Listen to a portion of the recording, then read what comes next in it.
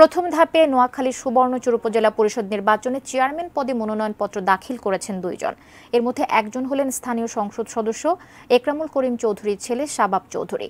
এই বিষয়ে বিস্তারিত জানাতে নোয়াখালী সুবর্ণচর থেকে যুক্ত হচ্ছেন প্রতিনিধি ফয়জুল ইসলাম জাহান। ফয়জুল ইসলাম জাহান, নির্বাচনের পরিস্থিতি কেমন দেখছেন? এবং যেমনটি আমরা বলছিলাম যে প্রথম ধাপ উপজেলা পরিষদ নির্বাচনে মুন্সিগঞ্জ জেলার 2টি উপজেলায় 5 জন বৈধ চেয়ারম্যান প্রার্থী ঘোষণা করা হয়েছে। আওয়ামী লীগের তরফ থেকেও কিন্তু কিছু নির্দেশনা বা সিদ্ধান্ত আছে। সবকিছু মিলে একটু জানতে চাই আপনার কাছে। আপনি যেমনটি বলছিলেন, আমি দাঁড়িয়ে আছি নোয়াখালী সুবর্ণচর উপজেলা পরিষদের নির্বাচন কর্মকর্তার কার্যালয়ের সামনে। তো বিশেষ করে এখানে নোয়াখালীর এই যে চরাঞ্চল যে সুবর্ণচর উপজেলা পরিষদ নির্বাচনে এখানে নোয়াখালী 4 আসনের সংসদ সদস্য একরামুল করিম চৌধুরীর ছেলে, একমাত্র ছেলে শাবাব চৌধুরী চেয়ারম্যান পদে গত 16 তারিখ মনোনয়নপত্র দাখিল করেছেন। ওই দিনে ছিল মনোনয়নপত্র দাখিলের শেষ দিন।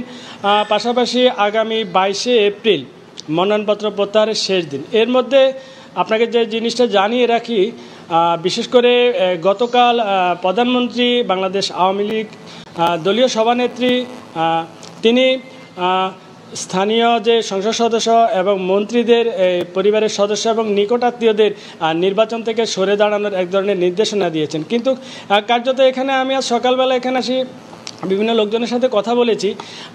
বিশেষ করে যে জিনিসের আভাস পাওয়া গেছে, সেখানে যে শাবাব চৌধুরী স্থানীয় সংসদ সদস্যের ছেলে চেয়ারম্যান পদে মনোনয়নপত্র দাখিল করেছেন।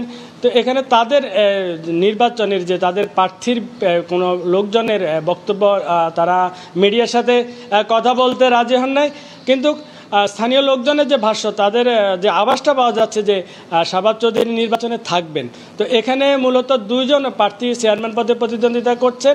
একজন হচ্ছেন বর্তমান উপজেলা পরিষদ চেয়ারম্যান, পাশাপাশি তিনি জেলা আওয়ামী লীগের সভাপতি অধ্যক্ষ খায়রুল আলম চৌধুরী ছিলেন। তার মূল প্রতিদ্বন্দ্বী হচ্ছে শাবাব চৌধুরী। তো 22 তারিখ মনোনয়ন প্রত্যাহারের শেষ দিন। তো স্থানীয়দের মূল ভাষ্যটা হচ্ছে যে যেহেতু এই নির্দেশনাটা এসেছে মনোনয়ন প্রত্যাহারের শেষে, তো এটাতে তারা অনুমান করতেছে যে বিশেষ করে শাবাব চৌধুরী যারা অনুসারী, তারা মনে করতেছেন যে তারা এই আওতার মধ্যে পড়বেন না। এ হচ্ছে নোয়াখালী সুবর্ণচর থেকে উপজেলা নির্বাচন বিষয়ে আমার কাছে সর্বশেষ। কবিতা।